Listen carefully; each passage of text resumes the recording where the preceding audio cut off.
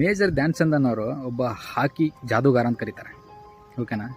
ಈ ಮೇಜರ್ ಧ್ಯಾನ್ ಚಂದನ್ನ ಹಾಕಿ ಜಾದೂಗಾರ ಅಂತ ಕರೀತಾರೆ. ಎಲ್ಲ ಪ್ಲೇಯರ್ಸ್ಗಳು ಆಲ್ಮೋಸ್ಟ್ ಗ್ರೌಂಡಲ್ಲಿ ಪ್ರಾಕ್ಟೀಸ್ ಮಾಡ್ತಾ ಇದ್ರೆ, ಈ ಮೇಜರ್ ಧ್ಯಾನ್ ಚಂದ್ ರೈಲ್ವೆ ಹಳಿ ಮೇಲೆ ಆ ಒಂದು ಬಾಲ್ ಇಟ್ಟು ಹಾಕಿ ಸ್ಟಿಕ್ ಇರುತ್ತಲ್ಲ, ಆ ಸ್ಟಿಕ್ಕಿಲ್ಲ ಅದನ್ನು ಫುಲ್ ಬ್ಯಾಲೆನ್ಸ್ ಮಾಡ್ಕೊಂತ ಪ್ರಾಕ್ಟೀಸ್ ಮಾಡಿದವರು. ಎಂಥ ಪ್ರಾಕ್ಟೀಸ್ ಮನುಷ್ಯ ಮಾಡಿರ್ತಾನೆ ಅಂತಂದರೆ, ಅವನು ಅಷ್ಟು ಪ್ರಾಕ್ಟೀಸ್ ಮಾಡಿರ್ತಾನೆ ಆ ಬ್ಯಾಲೆನ್ಸ್ ಮಾಡೋದು. ಆಟ ನಡೀತಿರುತ್ತೆ ಒಲಿಂಪಿಕ್ಕಲ್ಲಿ, ಅವನು ಅದನ್ನು ಬಾಲ್ನ ಇಷ್ಟು ಮುಚ್ಚಿ ಹೊಡ್ಕೊಂಡು ಪಟ್ ಹೊಡ್ಕೊಂಡು ಹೋಗ್ತಿರ್ತಾನೆ. ಸೊ ಅಲ್ಲಿದ್ದೆಲ್ಲ ಪ್ಲೇಯರ್ಸ್ಗಳು ಇವನು ಹಾಕಿ ಡ್ಯಾನ್ಸ್ ಚಂದ ಏನಪ್ಪ, ಇವನ್ ಸ್ಟಿಕ್ ಏನಾದ್ರು ಮ್ಯಾಗ್ನೆಟಿಕ್ ಐತೇನೋ, ಬಾಲ್ ಎಲ್ಲ ಇವನ್ ಕಡೆ ಇದಾಗ್ತಾ ಇದೆ, ಏನಿದೆ ಸ್ಟಿಕ್ ಮುರಿದು ನೋಡ್ತಾರೆ. ಯಾಕೆ ಹೇಳಿ? ಅವನು ಆಡೋ ಆಟ ಆ ಥರ ಇರುತ್ತೆ.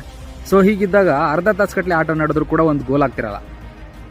ಸೊ ಹೀಗಿದ್ದಾಗ ಎಲ್ಲರ ಮೇಜರ್ ಧ್ಯಾನ್ ಚಂದ್ ಇದನ್ನು ಮಾಡ್ತಿರ್ತಾರೆ, ಅರ್ಧ ತಾಸು ಆಯಿತು ಒಂದು ಗೋಲ್ ಆಗ್ತಾ ಇಲ್ಲ, ಏನಿಲ್ಲ, ನೀನು ನೋಡಿದರೆ ಇಷ್ಟು ಇದನ್ನು ಮಾಡ್ಕೊಂಡು ಆಡ್ತಾ ಇದೆಯಾ ಅಂತ.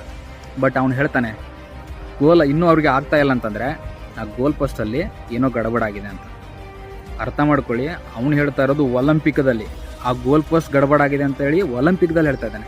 ರೆಫ್ರಿ ಬರ್ತಾನೆ, ಇದು ಒಲಿಂಪಿಕ್, ಗೋಲ್ ಪೋಸ್ಟಲ್ಲಿ ಗಡಬಡಾಗಕ್ಕೆ ಸಾಧ್ಯನೇ ಇಲ್ಲ, ಹಂಗಿಲ್ಲ. ಬಟ್ ಅವ್ನು ಹೇಳ್ತಾನೆ ಅಳತೆ ಮಾಡಿ ನೋಡಿ ಅಂತ. ಅಳತೆ ಮಾಡಿ ನೋಡಿದಾಗ ಆ ಗೋಲ್ ಪೋಸ್ಟು 2 ಫೂಟ್ ಏನಿದೆ ಅಲ್ಲ, ಕಮ್ಮಿ ಇರುತ್ತೆ. ಅರ್ಥ ಆಯ್ತಾ? ಸೊ ಅರ್ಥ ಮಾಡ್ಕೊಳ್ಳಿ, ಮೇಜರ್ ಧ್ಯಾನ್ ಚಂದ್ ಎಂಥ ಪ್ರಾಕ್ಟೀಸ್ ಮಾಡಿರಬಾರ್ದು. ಅವನಿಗೆ ಎಲ್ಲ ಅರ್ಥ ಮಾಡ್ಕೊಂಡು ಅದನ್ನು ಎಷ್ಟು ಅವ್ನು ಫೋಕಸ್ ಮಾಡಿ ನೋಡಿದ್ದಾನೆ, ಆ ಗೋಲ್ ಪೋಸ್ಟ್ ಸಹಿತ ಕಮ್ಮಿ ಇದೆ ಅನ್ನೋದು ಅವ್ನಿಗೆ ಅರ್ಥ ಆಗ್ತಿದೆ ಅಂದರೆ, ಅವನು ಯಾಣ ಮಣಿ ಇನ್ವಾಲ್ವ್ ಆಗಿ ಪ್ರಾಕ್ಟೀಸ್ ಮಾಡಿರಬಾರ್ದು. ಬಾಲು ಇನ್ನೊಬ್ಬ ಪ್ಲೇಯರಿಗೆ ಸಿಗಾಕ್ ತಯಾರಿಲ್ಲ ಅವ್ನು ಆಟ ಆಡಬೇಕಾದ್ರೆ, ಅಷ್ಟು ಮುಚ್ಚಿಬಿಟ್ಟು ಪಟ್ ಹೊಡ್ಕೊಂಡು ಹೋಗ್ತಿರ್ತಾನೆ. ಅದಕ್ಕೆ ಹೇಳ್ತಾ ಇರೋದು ಪ್ರಾಕ್ಟೀಸ್ ಎಷ್ಟು ಜಾಸ್ತಿ ಮಾಡ್ತೀರಾ ಅಷ್ಟು ಪರ್ಫೆಕ್ಟ್ ಆಗ್ತೀರಾ. ಸೊ ಪ್ರಾಕ್ಟೀಸ್ ಮಾಡಿ, ನೀವು ಮಾಡೋ ಕೆಲಸದ ಮೇಲೆ ಫೋಕಸ್, ಶ್ರದ್ಧೆ ಎಲ್ಲವನ್ನ ಇಡಿ. ನಿಮ್ಮಷ್ಟಕ್ಕೆ ನೀವೇ ಯಾವತ್ತೂ ಅನ್ಕೋಬೇಡಿ ಇದು ನನ್ನಿಂದ ಆಗಲ್ಲ ಅಂತೇಳಿ. ಸೊ ಪ್ರಾಕ್ಟೀಸ್ ಮಾಡಿ, ಫೋಕಸ್ ಇನ್ನೂ ವೃದ್ಧಿ ಮಾಡ್ಕೊಳ್ಳಿ. ಟಾರ್ಗೆಟ್ ಅನ್ನೋದನ್ನು ಮಾತ್ರ ಬಿಡಲೇಬೇಡಿ, ಹೊಡೆದಾಕಿ. ಒಳ್ಳೆಯದಾಗಲಿ.